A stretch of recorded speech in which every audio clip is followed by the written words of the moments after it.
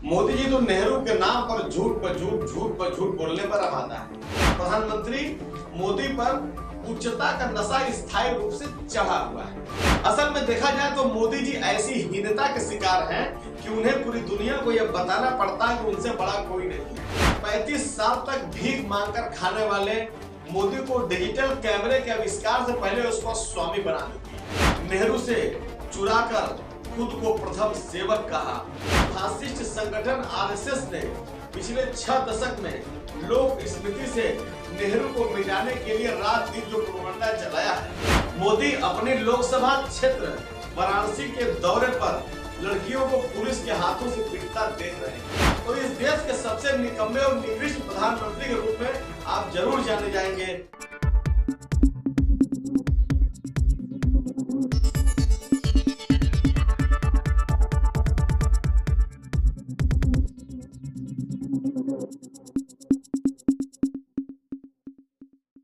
नमस्कार, आदाब, सत श्री अकाल। मैं अमित मौर्य, आप देख रहे हैं अचूक संघर्ष। मोदी जी के विषय में क्या कहें। अब पानी से पानी मिले, मिले कीच से कीच, ज्ञानी से ज्ञानी मिले, मिले नीच से नीच, यह बिल्कुल कहावत उनके ऊपर एकदम सटीक बैठ रही है। ऐसा कोई कार्यक्रम न हो कि बगैर नेहरू के उनका भाषण जो है समाप्त हो जाए या शुरू हो जाए। जबकि सनातन धर्म ये कहता है कि अगर जो भाई स्वर्गवासी हो गया उसकी आलोचना नहीं की जा सकती, लेकिन मोदी जी तो नेहरू के नाम पर झूठ पर झूठ, झूठ पर झूठ बोलने पर आमादा है। नेहरू जी की भारतीयों के प्रति सोच थी कि भारतीय आलसी है। नेहरू जी की भारतीयों के लिए सोच थी कि भारतीय कम अक्ल के लोग होते हैं। हिंदुस्तान में काफी मेहनत करने की आदत आमतौर से नहीं हुई। हमारा कसूर नहीं, आदतें ऐसी पड़ जाती हैं वाकयात से। लेकिन बात यह है कि हम उतना काम नहीं करते जितना कि यूरोप वाले या जापान वाले या चीन वाले या रूस वाले कहीं करते या अमेरिका वाले। ये न समझिए कि वो कौमें खुशहाल हो गई कोई जादू से, मेहनत से हुई है और अकल से हुई है। तो हम भी मेहनत और अकल से बढ़ सकते हैं, कोई और चारा नहीं। राजनीतिक दुकानदारी ही झूठ पर ही डिपेंड कर रही है।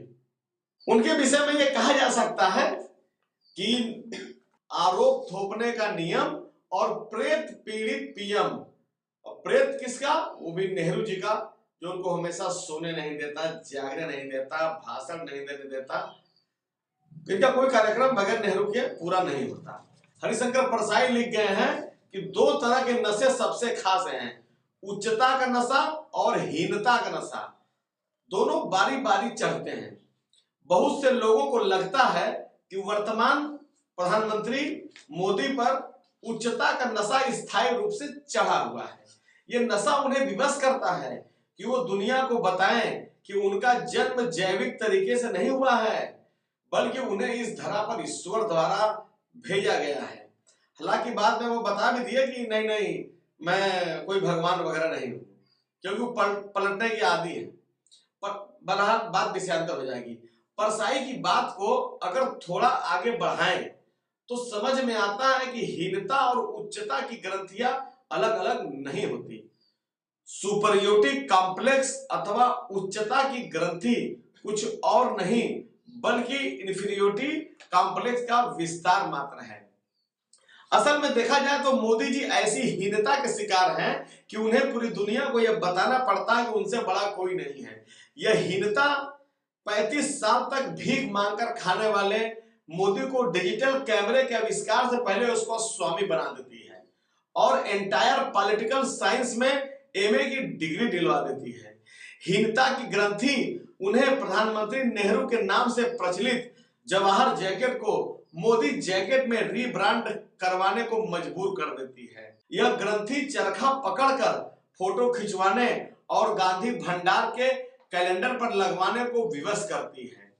यह ग्रंथि मोदी को नेहरू की तरह बच्चों को पी जाने और मोदी काका के पिट चुके वीडियो बनवाने को मजबूर करती है और ग्लोबल वार्मिंग जैसे सवाल पर यह अपनी भद पिटवाने को बाध्य करती है कि दुनिया का मौसम नहीं बदला बल्कि हम बदल गए हैं। पिछले 11 साल में नेहरू के प्रेत ने मोदी को एक दिन भी चैन से सोने नहीं दिया। जितनी बुराइयां उन्होंने नेहरू की है, हाव भाव और हुलियत तक उनकी कॉपी करने में असर नहीं छोड़ी है। नेहरू से चुराकर खुद को प्रथम सेवक कहा, जो कुछ कर सकते थे सब कुछ किया, लेकिन इस प्रेत बाधा से उन्हें मुक्ति नहीं मिली। अब और नया प्रेत मोदी के सामने खड़ा हो गया है। यह प्रेत स्वर्गीय मनमोहन सिंह का है। नेहरू का प्रेत गोलवलकर के समय से संघियों का पीछा कर रहा है। मतलब यह प्रेत बाधा मोदी ने विरासत में ग्रहण की, लेकिन स्वर्गीय मनमोहन सिंह का प्रेत उनके लिए ज्यादा जानलेवा होगा। अफवाह तंत्र पर फासिस्ट संगठन आरएसएस ने पिछले 6 दशक में लोक स्मृति से नेहरू को मिटाने के लिए रात दिन जो प्रोपेगेंडा चलाया है, जिसका असर यह है कि भारत की वंचित परंपरा के एक हिस्से में नेहरू वाकई विलेन समझे जाते हैं। भोले भाले बीजेपी वोटरों के पास तथ्यों को जांचने का न कोई बुद्धि है न कोई इच्छा है, लेकिन स्वर्गीय मनमोहन का प्रेत नेहरू के मुकाबले बहुत बड़ा विकट है। मनमोहन लोक स्मृतियों में जिंदा है। मोदी की हर हरकत इस स्मृति को लगातार मजबूर कर रही है। स्वर्गीय सिंह के निधन के बाद ये स्मृतियां अचानक भावनाओं के सैलाब बनकर फूटी हैं और देश की प्रतिक्रिया है भाजपा और आरएसएस के पांव तले जमीन खिसक रही है। नई पुरानी हर बात पर मनमोहन याद आएंगे, नेहरू याद आएंगे। अब बेटी बचाओ के चैंपियन मोदी अपने लोकसभा क्षेत्र वाराणसी के दौरे पर लड़कियों को पुलिस के हाथों से पिटता देख रहे हैं। तब इस देश को निर्भया मामले में मनमोहन सिंह की संवेदनशीलता याद आ रही थी। जिस दिन वाराणसी में मोदी का दौरा था, उस दिन बेच्चू की लड़कियां सड़क पर उतरी थी। उनके सांसद इस बात को नोटिस कर लें कि हॉस्टल में उनके साथ यौन हिंसा हुई थी। खिड़की के सामने गंदे इशारे कर रहे थे, लड़के बकायदा मास्टर व्यसन कर रहे थे।